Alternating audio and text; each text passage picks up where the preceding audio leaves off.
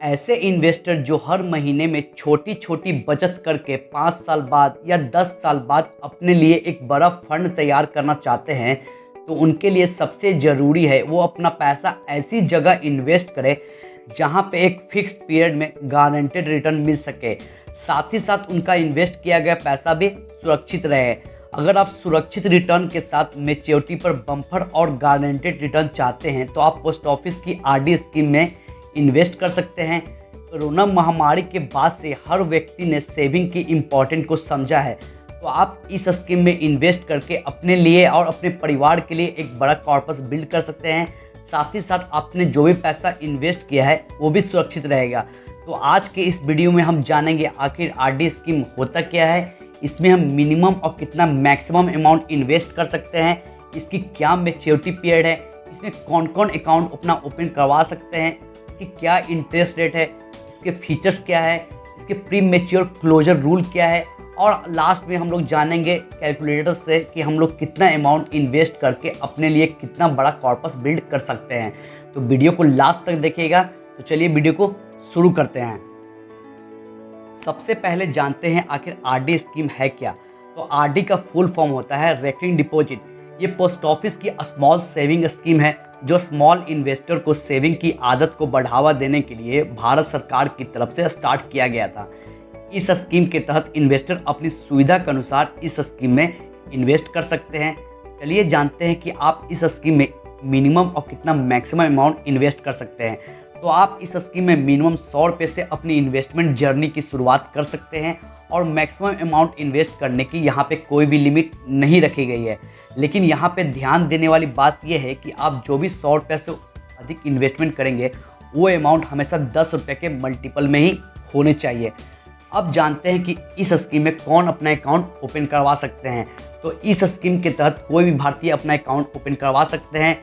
इस स्कीम के तहत आप इंडिविजुअल अकाउंट ओपन करवा सकते हैं और यहाँ पे जॉइंट अकाउंट ओपन करने की भी फैसिलिटी दी जाती है। लेकिन जॉइंट अकाउंट जो भी ओपन होगा वहाँ पे मैक्सिमम 3 एडल्ट ही शामिल हो सकते हैं। आपको यहाँ पे माइनर अकाउंट ओपन करने की भी फैसिलिटी दी जाती है, लेकिन माइनर की एज 10 साल से ज़्यादा होना चाहिए। और उसकी एक कंडीशन भी है, जो भी माइनर अकाउंट ओपन होगा वो अकाउंट अपने पेरेंट की निगरानी में ही चलाया जाएगा। चलिए अब जानते हैं इस स्कीम के मैच्योरिटी पीरियड के बारे में। तो इस स्कीम का मैच्योरिटी पीरियड है 5 साल, लेकिन आप पोस्ट ऑफिस में आवेदन देकर आप इस मैच्योरिटी पीरियड को 5 साल से बढ़ाकर 10 साल तक करवा सकते हैं। अब जानते हैं इस स्कीम के इंटरेस्ट रेट के बारे में। तो अभी इस स्कीम का इंटरेस्ट रेट चल रहा है 5.8%, जो हर 3 महीने में कंपाउंड होता है। अब जानते हैं इस स्कीम के प्री मैच्योर क्लोजर रूल के बारे में। तो अब अकाउंट ओपन होने के 3 साल बाद आप प्री मैच्योर क्लोजर के लिए अप्लाई कर सकते हैं, लेकिन अकाउंट क्लोज करवाने से पहले आपको मुख्य रूप से 2 बातों की जानकारी होनी आवश्यक है। पहला, मैच्योरिटी से पहले अगर आप अपना अकाउंट क्लोज करवाते हैं तो आपने इस स्कीम के थ्रू जो भी पैसा इन्वेस्ट किया है उस अमाउंट पे आपको पोस्ट ऑफिस सेविंग अकाउंट पे जो इंटरेस्ट रेट चल रहा है उसी इंटरेस्ट रेट से आपको पैसा मिलेगा।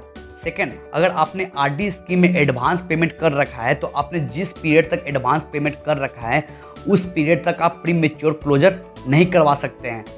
अब जानते हैं इस स्कीम के कुछ फीचर्स के बारे में। पहला है लोन फैसिलिटी। अगर आप इस स्कीम में लगातार 12 महीने तक पैसा जमा करते हैं तो आपको इस स्कीम के थ्रू लोन की फैसिलिटी भी प्रोवाइड करवाई जाती है, लेकिन इसकी एक कंडीशन है, आपने जो भी 12 महीने पैसा जमा किया है उसका 50% तक ही आपको लोन मिल सकता है। फॉर एग्जांपल, अगर आप 12 महीने में 50,000 रुपये जमा किए हैं तो आपको 25,000 रुपये तक ही लोन मिलेगा। सेकेंड है ट्रांसफ़र फैसिलिटी। आपको एक पोस्ट ऑफिस से दूसरे पोस्ट ऑफिस में ट्रांसफ़र की फैसिलिटी भी यहाँ पर देखने को मिल जाती है। थर्ड है पेनल्टी। अगर आप 1 महीने तक इस स्कीम में पैसा जमा नहीं करते हैं तो आपको 1% तक पेनल्टी देनी पड़ेगी, और आप लगातार 4 महीने तक आप इस स्कीम में पैसा जमा नहीं करते हैं तो आपका अकाउंट भी बंद हो सकता है। अब जानते हैं कि इस स्कीम में हम कितना अमाउंट इन्वेस्ट करके कितना बड़ा कॉर्पस बिल्ड कर सकते हैं। तो इसको हम एक कैलकुलेटर समझते हैं। मान लीजिए आपने इस स्कीम में 100 रुपया हर मंथ जमा किया तो 5 साल के बाद टोटल डिपॉजिट अमाउंट हो जाएगा 6,000 रुपया। वहीं 5 साल के बाद इसकी मैच्योरिटी वैल्यू हो जाएगी 6,970 रुपये। वहीं अगर आप इस स्कीम में 1,000 रुपया हर मंथ जमा करते हैं तो 5 साल के बाद डिपॉजिट अमाउंट हो जाएगा 60,000 रुपया। वहीं इसकी मैच्योरिटी वैल्यू हो जाएगी 69,697 रुपये। अगर आप इस स्कीम में 5,000 रुपया हर मंथ जमा करते हैं तो टोटल डिपॉजिट अमाउंट हो जाएगा 3 लाख रुपया और मैच्योरिटी वैल्यू हो जाएगी 3,48,484 रुपये। वहीं अगर आप इस स्कीम में 10,000 रुपया हर मंथ जमा करते हैं तो 6 लाख रुपया डिपॉजिट अमाउंट हो जाएगा और इसकी मैच्योरिटी वैल्यू हो जाएगी 6,96,967 रुपये। वहीं अगर आप इस स्कीम में 10,000 रुपया 10 सालों के लिए जमा करते हैं तो टोटल डिपॉजिट अमाउंट हो जाएगा 10 साल के बाद 12 लाख रुपया। वहीं इसकी 10 साल के बाद मैच्योरिटी वैल्यू हो जाएगी 16,26,476 रुपया। तो देखा आपने, आपकी छोटी छोटी बचत आपको कितना बड़ा कॉर्पस बिल्ड करके दे सकती है। तो आपको ये वीडियो पसंद आया तो हमारे चैनल को लाइक करें, शेयर करें और सब्सक्राइब करें। मिलते हैं ऐसी अगली इन्वेस्टमेंट की एक नई वीडियो में।